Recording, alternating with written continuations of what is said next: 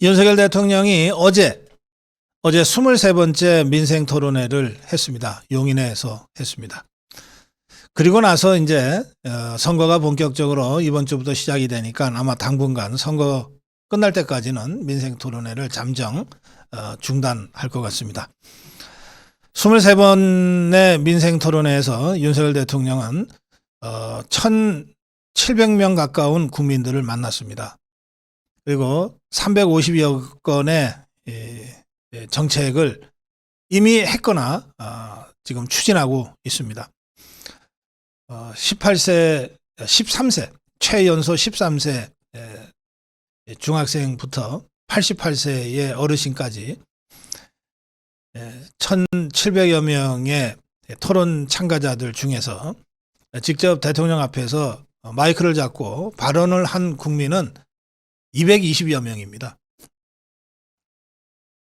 그냥 일방적으로 대통령이 연설하고 국민들이 들러리 쓰는 그런 요식적인 토론회하고는 완전히 달랐습니다.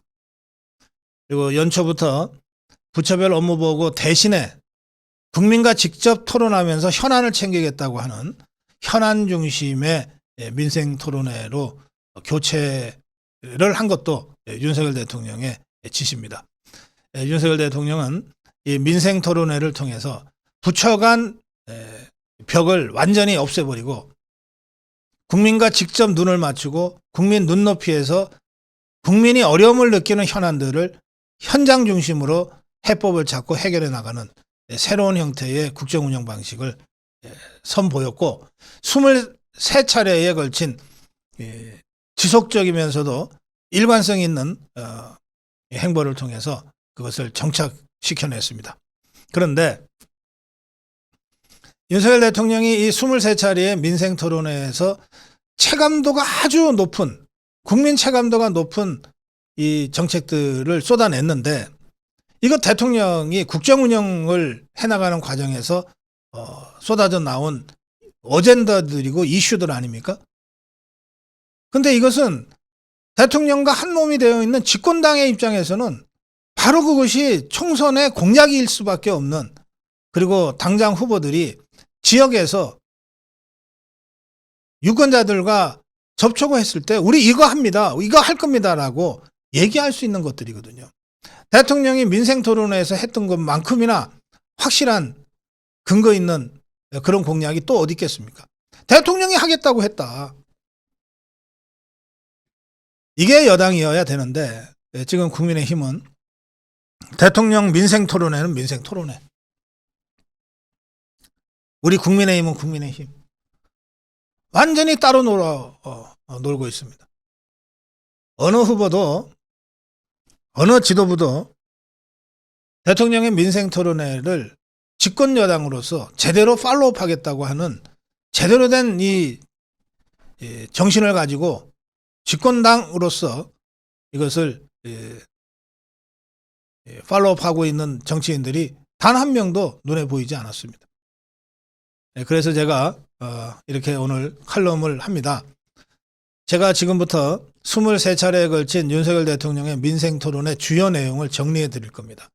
여러분들도 제가 그때 단 한 번도 빠지지 않고 이 민생토론회를 전해드렸는데, 그러나 꽤 오래된 일이기 때문에 지금 여러분들이 들으시면 그때 그런 일이 있었지, 야 그거는 지금도 굉장히 좋은 정책 같은데 하는 것들을 여러분들이 확인하실 수 있을 거예요. 이런 것들을 저는 지금부터라도 국민의힘이 중앙당 차원에서 또 해당되는 지역구 국회의원 후보들 입장에서 적극적으로 이것을 선거 공약화하고 실천 현안으로 제시해 나가는 것이 꼭 필요하다고 생각합니다. 그게 집권당입니다. 그게.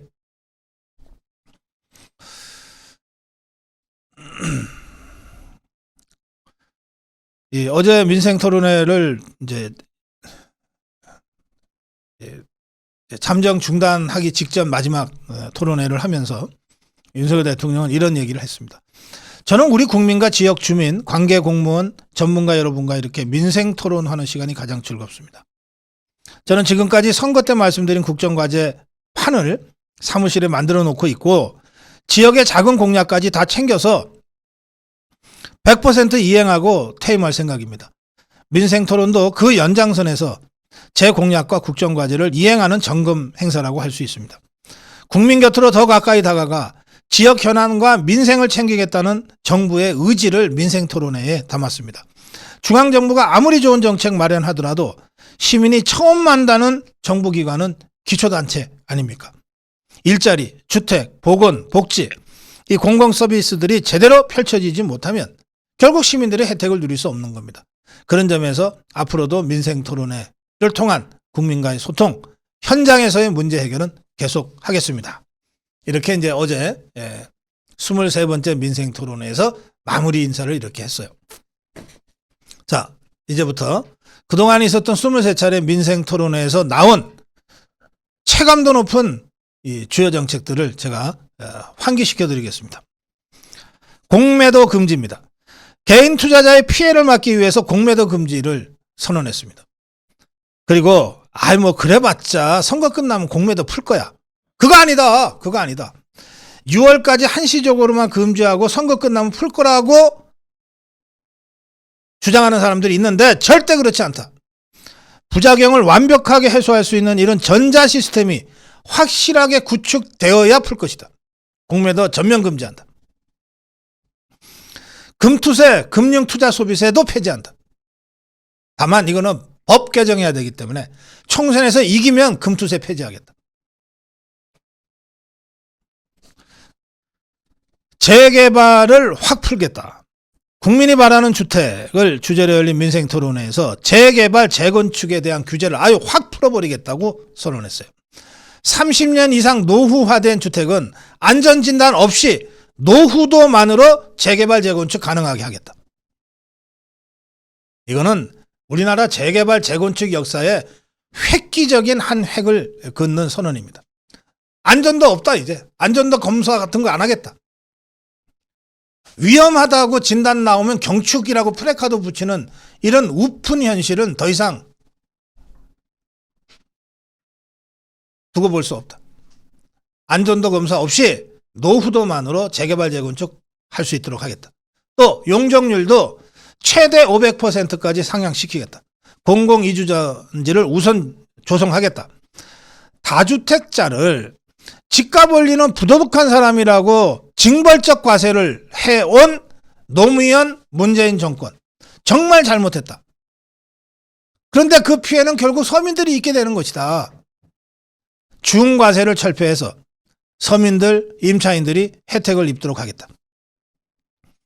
직장과 가까운 도시만의 도시형 생활주택, 다세대 가가구 주택들이 맞춤형으로 건축될 수 있도록 건축 규제를 전부 혁파하겠다.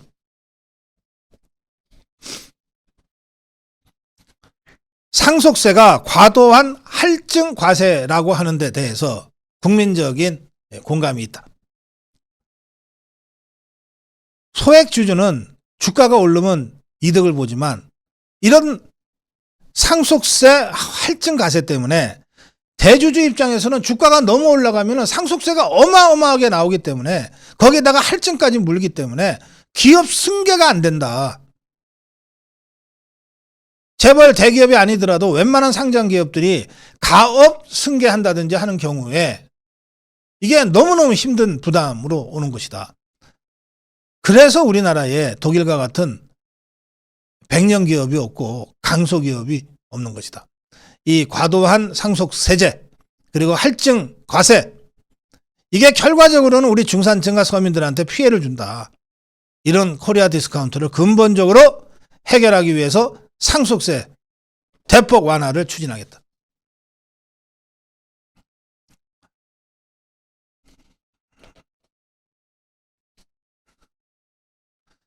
단통법을 전면 폐지하겠다. 단통법. 단말기 보조금 상한액을 규정한 단말기 유통법. 이게 단통법입니다. 이게 10년 전에는 소비자들한테 도움을 주기 위한 것이었는데 지금은 소비자들을 얽어매는 나쁜 규제가 되어버렸다. 단통법 전면 폐지하겠다. 또 대형마트 한 달에 2번 휴일 쉬도록 의무적으로 되어 있는 거 이거 폐지하겠다. 평일날 쉴 수 있도록 바꾸니까 더 좋아지는 사례가 있다. 대형마트 영업 규제, 단통법, 도서 정가제 이거 다 폐지하겠다.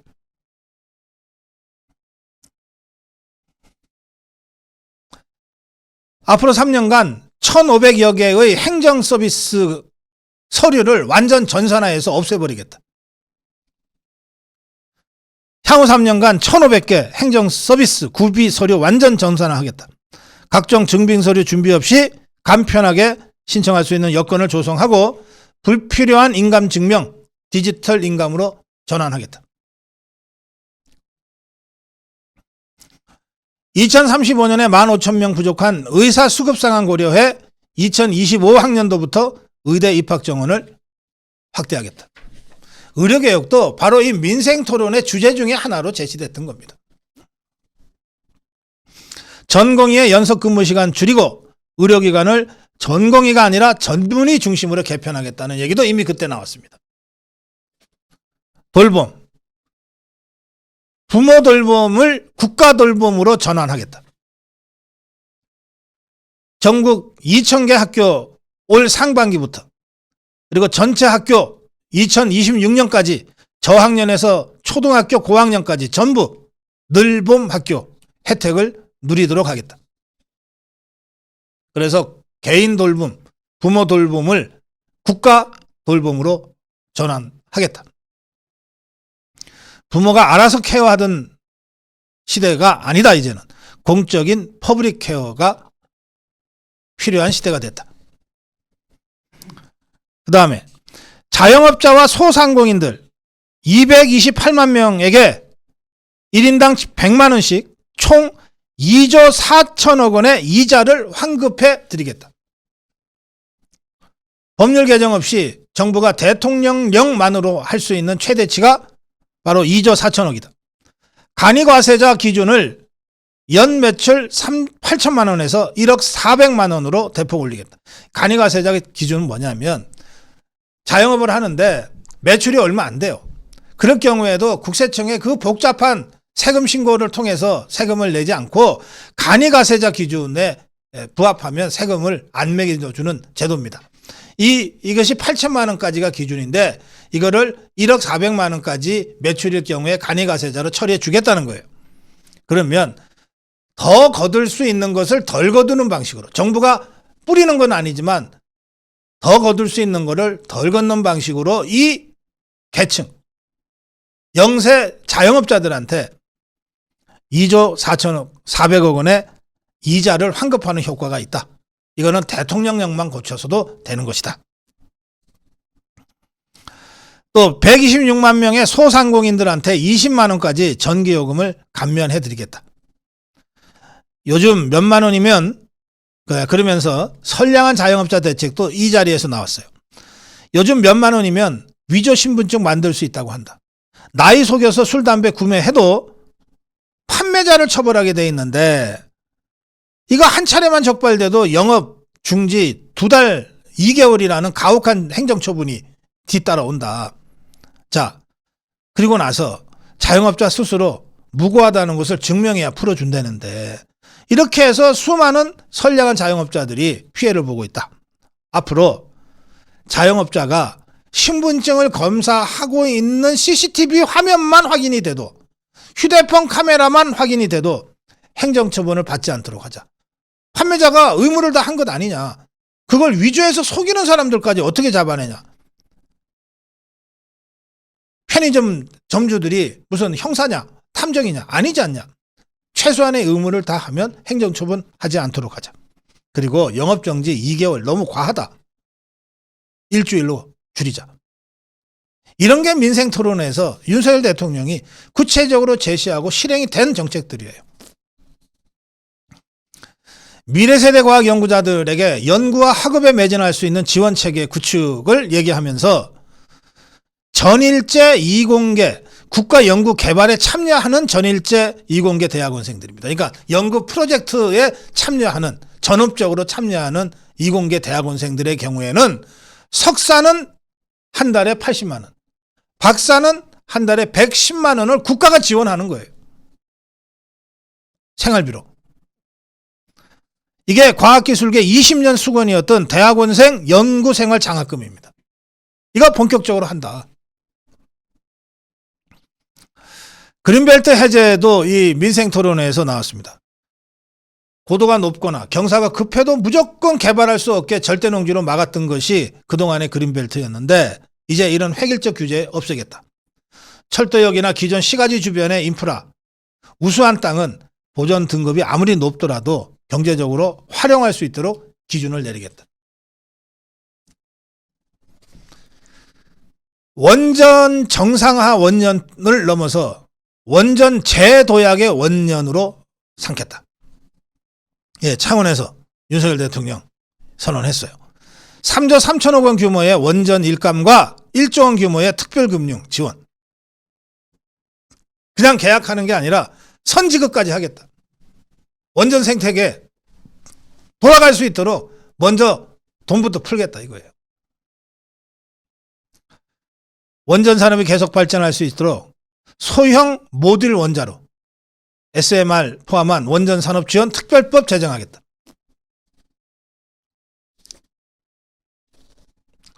군사시설 보호구역 대폭 해제도 나왔습니다.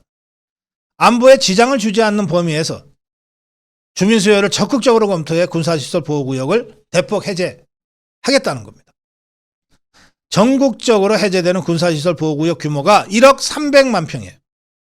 특히 비행장 주변의 넓은 땅들이 이번에 다 해제가 됩니다. 전국이 급격하게 도시화됐고 기술이 발전하면서 우리 군과 안보에도 구조 변화가 있었는데 이걸 제대로 반영하지 못해왔다. 국토의 88.2%가 군사시설 보유구로 지정돼 있었는데 이제 이런 거 대폭 조정할 때가 됐다. 경기도 성남 서울공항 인근에 서울공항 때문에 개발이 제한된 강남구, 서초구, 송파구, 경기도 성남시 분당구, 수정구, 중원구, 경기도 과천시, 하남시에 대한 군사시설 보호구역 지정이 해제됩니다. 강원도 연천, 강원도 철원 4개 전방지역에 대한 군사시설 보호구역 역시 해제됩니다. 청년 지원에 대한 획기적 대책도 발표됐습니다. 대학생, 군, 복무청년, 취업준비생, 양육부모, 청년 한부모 가정 같은 청년 세대 전반을 어우르는 청년 지원 패키지 정책이 발표가 됐어요. 그리고 대학생 학자금 지원 규모를 현재 100만 명 하고 있는 것을 150만 명으로 50% 이상 늘리기로 됐습니다. 주거장학금을 신설한다는 발표도 있었습니다. 부모의 지위가 자녀에게 세습되는 사회가 아니라 각자의 능력에 따라 자기 미래를 결정할 수 있는 사회를 지향하며 시스템을 만드는 그 첫 번째 조치로 청년 지원 보따리를 푼 겁니다. 청년들에 대한 약간의 투자는 진짜로 큰 돈이 돼서 돌아오는 투자다. 이게 윤석열 대통령의 워딩이었어요. 뉴빌 사업이 선언됐습니다. 뉴빌. 이건 뭐냐면 재건축으로 대규모 아파트 단지로 재구성하는 이것이 좀 어려운 지역들이 많아요. 구심, 원도심 이런 곳에 재개발이 어려운 노후 단독주택과 빌라촌 이것을 타운하우스와 현대적 빌라로 재정비하는 사업을 뉴빌 사업이라고 명칭을 불렀습니다. 그리고 동시에 부동산 공시가를 현실화한다는 미명하에 계속해서 공시가를 올림으로써 세금 전반을 징벌적으로 올려버리는 문재인 정권의 공시가 현실화 정책을 완전 폐기하겠다고 선언했습니다.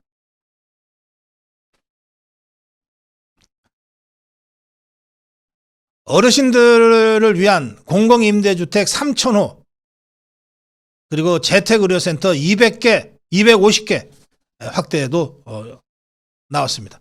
실버타운 공급을 확대하고 어르신을 위한 공공임대주택 3,000호까지 보급을 늘리겠다. 현재 1,000호가 목표입니다.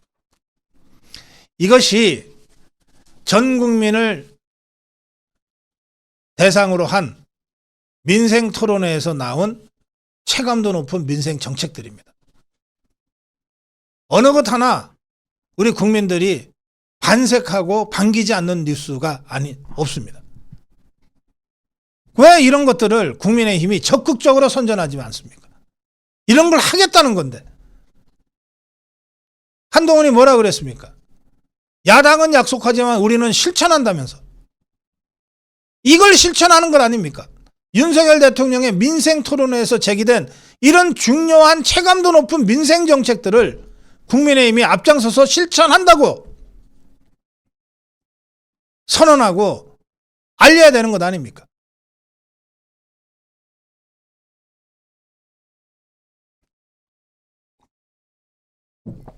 민생 토론회에서는 전 국민을 대상으로 하는 이런 정책권들만 나온 것이 아니라 권역별, 지역별 발전 비전에 대한 약속들도 나왔어요. 윤석열 대통령은 수도권 교통개선 11조 투입하겠다. 4개 대도시권의 광역급행철도를 추진하겠다고 밝혔습니다. 수도권 광역급행철도가 GTX죠. GTX ABCDE 노선 사질 없이 추진해서 출근길 출퇴근 30분 시대를 열자.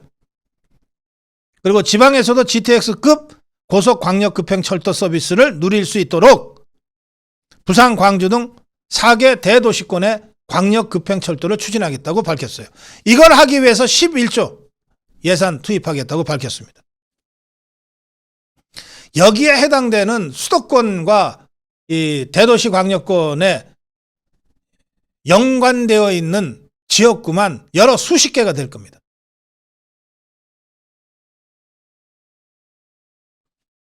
경기 남부권의 반도체 메가 클러스터 구축. 이건 민간 기업이 47년까지 622조 원 투입하기로 되어 있습니다. 민간 기업의 투자 계획이 다 나왔어요. 여기에 정부도 세제 지원 등의 전폭적 지원을 통해서 경기 남부권 반도체 클러스터를 구축한다. 여기에 해당되는 지역들이 경기도 화성, 경기도 용인, 경기도 수원, 경기도 평택, 충청도 아산, 충청도 천안 이런 지역들입니다.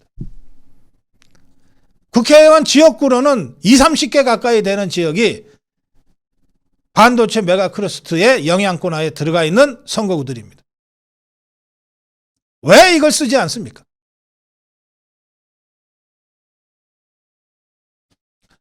윤석열 대통령은 부산으로 가서 남부권 중심축 명실상부한 대한민국 제2도시를 육성하기 위한 글로벌 허브 도시 특별법 제정을 밝혔어요.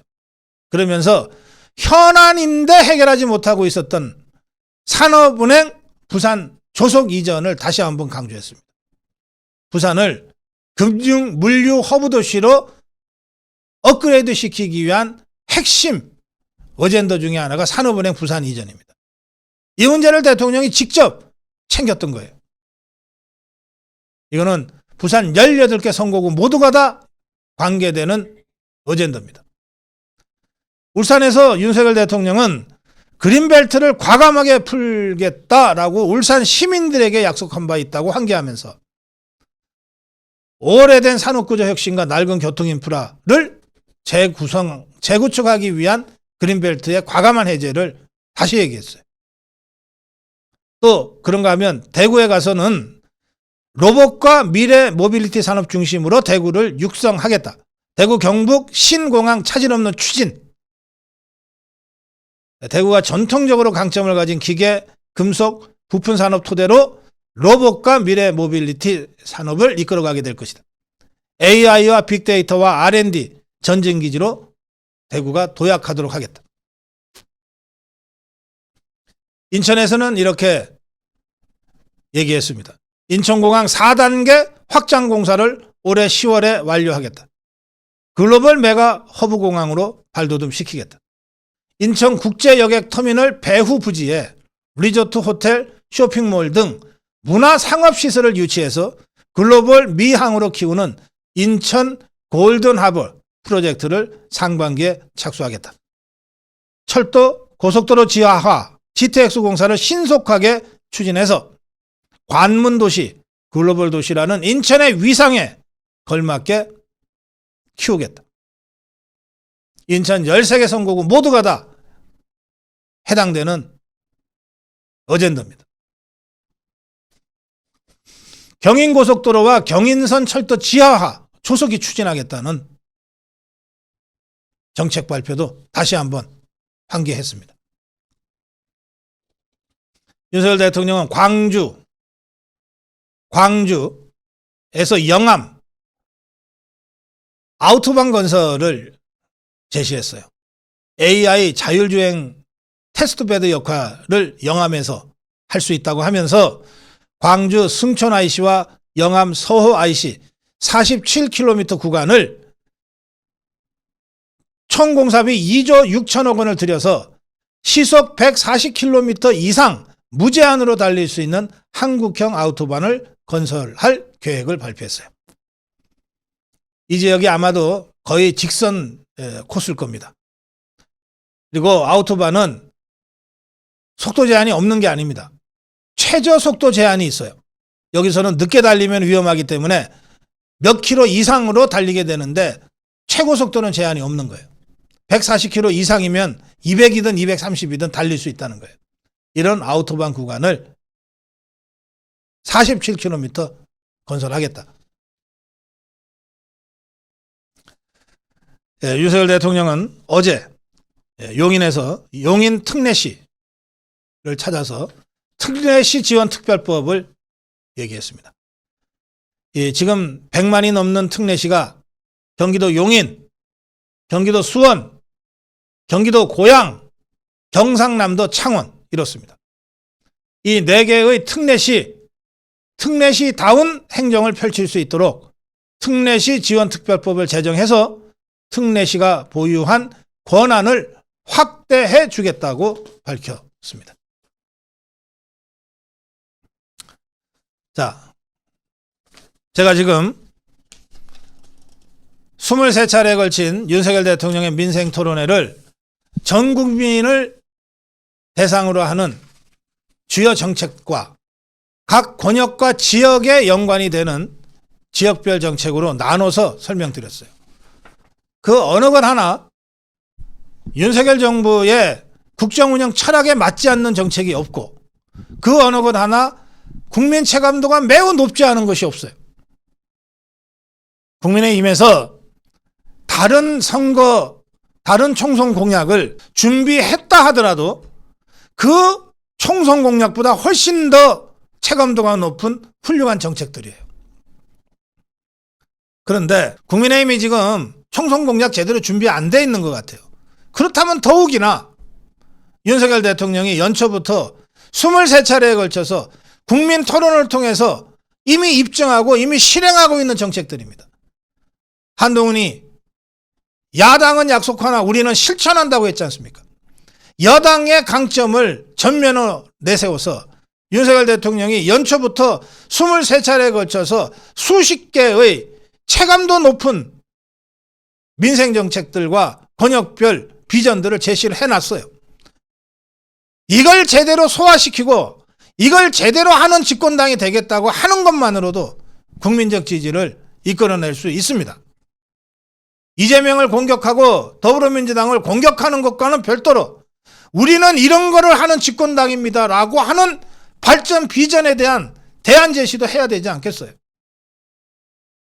윤석열 대통령과 따로 갈 거라면 모르겠는데 어차피 윤석열 대통령과 한 몸이 돼서 집권당으로서 치르는 선거라고 한다면 윤석열 대통령이 이미 지난 석 달 동안 온몸이 부서져라 전국을 다니면서 제시해 놓은 그리고 이미 상당 부분 실천에 들어간 이 중요하고 핵심적인 매우 체감도가 높은 완성도가 높은 이런 정책들을 중심으로 해서 지금부터라도 민생 이슈 파이팅을 국민의힘이 해나가야 한다.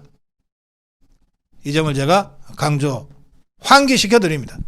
고성국 칼럼이었습니다.